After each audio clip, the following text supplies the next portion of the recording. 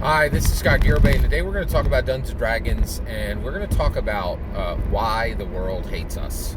Why the world hates Dungeon Masters, and why Dungeons & Dragons Honor Among Thieves failed, right? One reason, not the top reason. I've already discussed what the number one reason why Dungeons & Dragons failed is. I'm not going to rehash it here. But one of the lower tier reasons that Dungeons & Dragons Honor Among Thieves failed is because the world really hates Dungeon Masters, in my humble opinion. And I'm not sure they're wrong. And the reason why is, okay, let's get into it. The 1%. That recently came out. I think they've been using that for about 4 or 5 years now. There's the 99% and there's the 1%. And I think, from what I've heard, like 1% of the people in the world have as much wealth as the other 99%. We're talking when you talk about the 1%, right? We're talking about billionaires, not even millionaires, billionaires, right? Maybe it goes down to people who have hundreds of millions, but they have just so much wealth that the world detests them. And there's a lot of talk, and basically, when just go on Twitter, right? You will see discussions of millionaires that really dehumanizes them and really doesn't even acknowledge them as human people, right? They just say monstrous things about them. Well, here's the thing. Let's get into it. I don't hate to say it. I'm going to say it. I'm going to say it with courage. Let's go. Dungeon Masters are the cultural 1%. We don't have monetary wealth, but we do have wealth when it comes to charisma, confidence, and intelligence. Dungeon mastering is a filter. You cannot dungeon master if you're not charismatic. You need to be,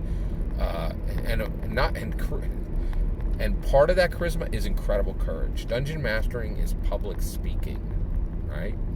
So there are no non-charismatic dungeon masters. Every dungeon master in the world who has 100 sessions under their belt, which I certainly do. I have hundreds of sessions under my belt. Every dungeon master has 100 sessions, and everything I'm about to say, you got to have 100 sessions under your belt for this to apply to you. But every dungeon master under the planet is charismatic, and they are also confident, right? Like, you have to be. That's what I guess courage is not needed. They're confident. They're very confident, right? And they're intelligent, right? Like, there's, in the current edition alone, there's 8,000 pages of canon, right? Do you know the kind of tolerance for complexity and literacy that you need to have in order to be, in order to handle 8,000 pages of canon? Only the most intelligent people in the world are even remotely dealing with Dungeons & Dragons. So you have to be charismatic, confident, intelligent, right? And the world hates us because we're culturally the 1%. Dungeon Masters are the cultural 1% of America. And this is, I would say, probably the 5th most important reason why the Dungeons & Dragons Honor Among Thieves movie failed. Because people are like, oh, you mean that super, like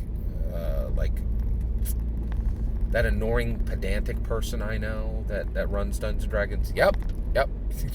Yes, we are annoying and pedantic. And the reality is, it's just a reality. We are the cultural 1%. We are the most charismatic, confident, intelligent people in America. And that means fundamentally the world, because America beats everything. America beats every single country at every single thing except choreography. South Korea beat us at choreography.